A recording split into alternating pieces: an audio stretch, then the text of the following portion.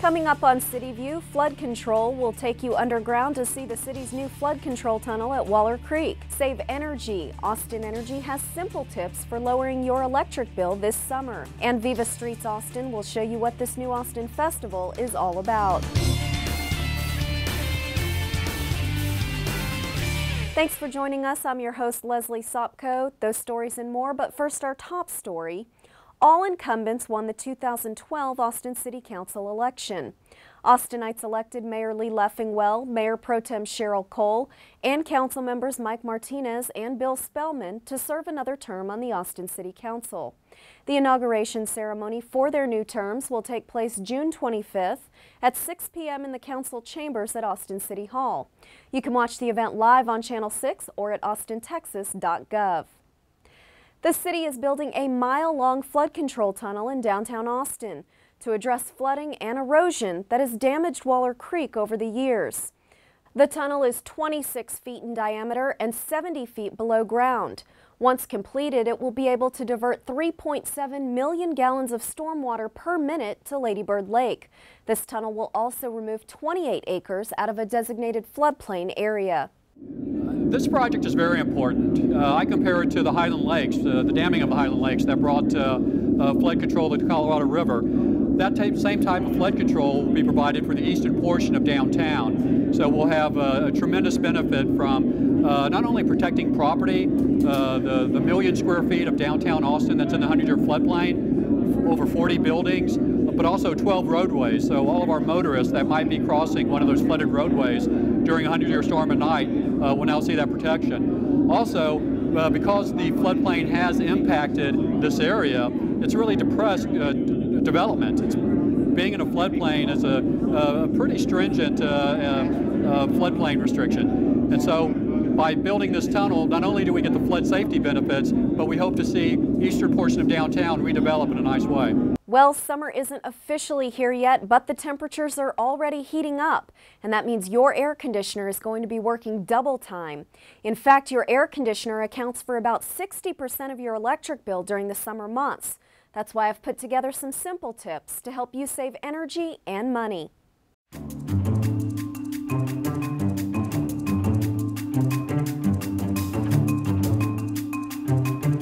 When at home, be sure to set your programmable thermostat at 78 degrees or higher.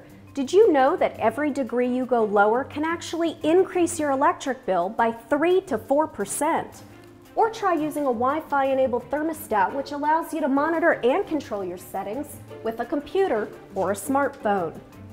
And be sure to take advantage of ceiling fans to help offset those higher thermostat settings. A fan blowing directly on you will make you feel about 4 degrees cooler, but be sure to turn it off when you leave the room. If you're planning to leave your home for an extended period of time, be sure to set your thermostat at 82 degrees rather than turning the unit off.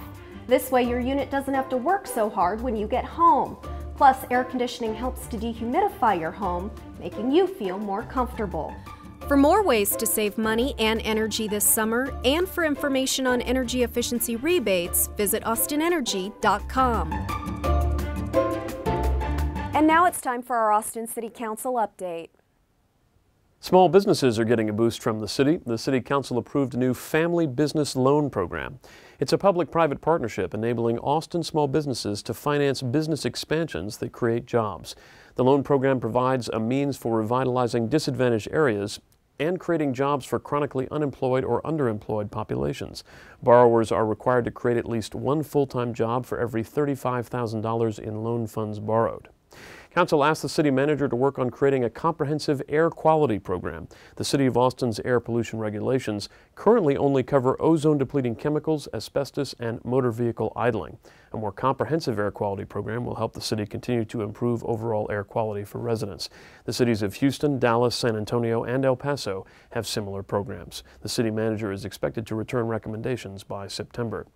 Council also created a special committee on economic incentives. The formation of the committee comes in the wake of recent negotiations with companies interested in incentives, during which the Council has negotiated terms like wage minimums, worker safety and training, domestic partner benefits, and employee health care benefits. The Council wants to create a uniform framework that incorporates these community values and possibly others to produce a more transparent process. The Council committee plans to meet at least monthly for the next few months.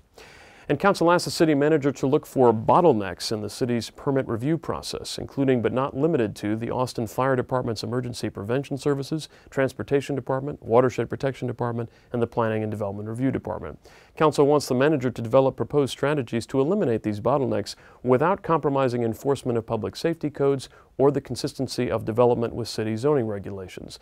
These strategies should include, but not be limited to, options for hiring new full-time employees, recommendations on hiring a third-party reviewer to help the departments get on schedule, and ways to synchronize what are now separate review procedures to make the overall process more efficient and timely. In all, Council considered 145 items at its May 24th meeting. Its next regularly scheduled meeting is June 7th. For CityView, I'm Larry Schooler. There's a new event in town that makes jumping in the streets safe. It's called Viva Streets Austin. The City of Austin partnered with local businesses and organizations to transform almost 2 miles of East 6th Street into a public space full of fun activities that focus on fitness and health. It's CityView Austin! Yay! Well, it's great. There's a lot of people out. It's fun.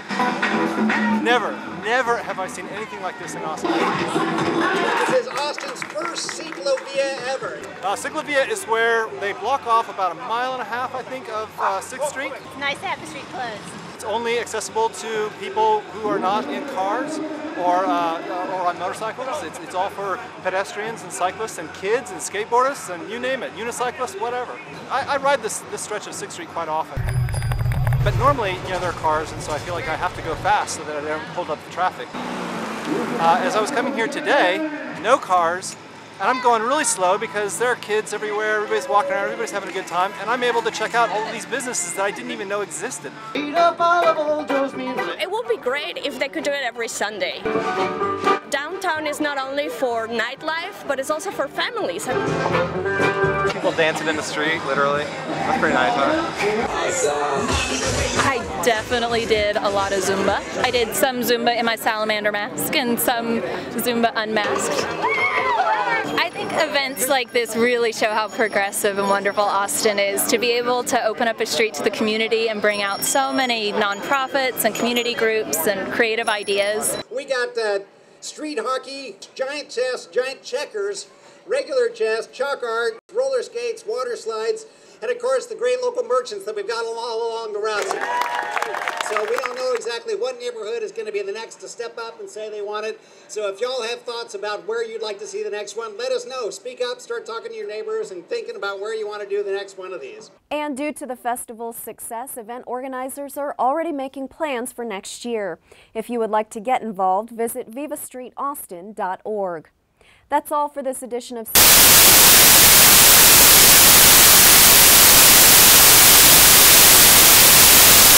has simple tips.